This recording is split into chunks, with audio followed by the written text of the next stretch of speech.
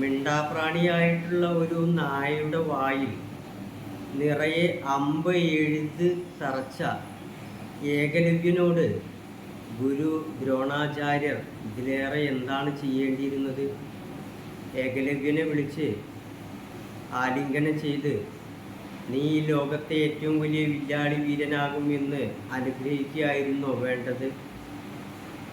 യഥാർത്ഥത്തിൽ ദ്രോണാചാര്യർ ആ മഹാത്മാവായിട്ടുള്ള ഏകലവ്യനെ യഥാർത്ഥത്തിൽ കൊടിയ പാപത്തിൽ നിന്നും രക്ഷിക്കുകയല്ലേ ചെയ്തത്? ദ്രോണാചാര്യരുടെ പ്രതിമ വെച്ചുകൊണ്ട് ഏകലവ്യൻ ഒരു വില്ലാളി വീരനായി മാറിയ സമയത്ത് അദ്ദേഹത്തിൽ നിന്നുണ്ടായി ലോകത്തിനുള്ള പ്രതികരണം എന്താണ്? നിരുപദ്രവകാരിയായിട്ടുള്ള, ഒരിക്കലും ആ ഏകലവ്യനെ ആക്രമിക്കാത്ത ഒരു നായയുടെ വായിൽ ഒരമ്പ് കൊണ്ട് ആ നായയുടെ വായ അടക്കേണ്ട ആ ഒരു വില്ലാളി വീരൻ ആ മിണ്ടാപ്രാണിയുടെ വായ നിറയെ അമ്പെയ്ത് വലിയൊരു തൻ്റെ കഴിവിനെ വലിയൊരു മഹാപാപത്തിലേക്ക് കൊണ്ടുപോയ ഒരു സന്ദർഭവും നമുക്ക് കണ്ടുകൂടെ?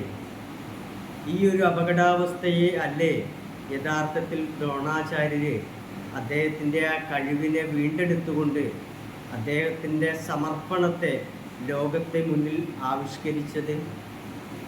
ലോകത്തിന് മുന്നിൽ ഇന്ന് ഏകലവ്യൻ സമർപ്പണത്തിൻ്റെ, ഗുരുശിഷ്യബന്ധത്തിൻ്റെ, ഗുരുദക്ഷിണ കൊടുത്ത് മാതൃകയായി ലോകത്ത് മുഴുവൻ, ലോകം ഉള്ളതുവരെ, മഹാഭാരതം ഉള്ളതുവരെ ഈ ഏകലവ്യനെ ലോകം മുഴുവൻ വാഴ്ത്തും തീർച്ചയാണ്.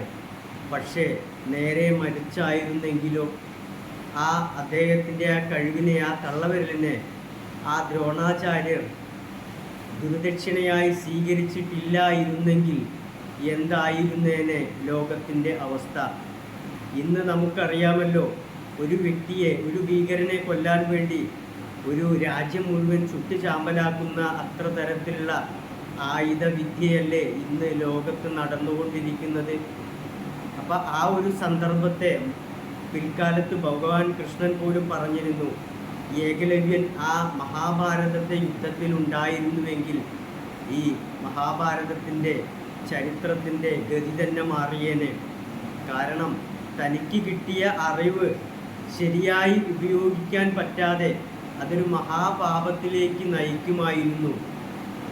ലോകത്തെ തന്നെ വലിയ ഒരു കൊടിയ ഒരു അവസ്ഥയിലേക്ക് അദ്ദേഹം നയിക്കുമായിരുന്നില്ലേ?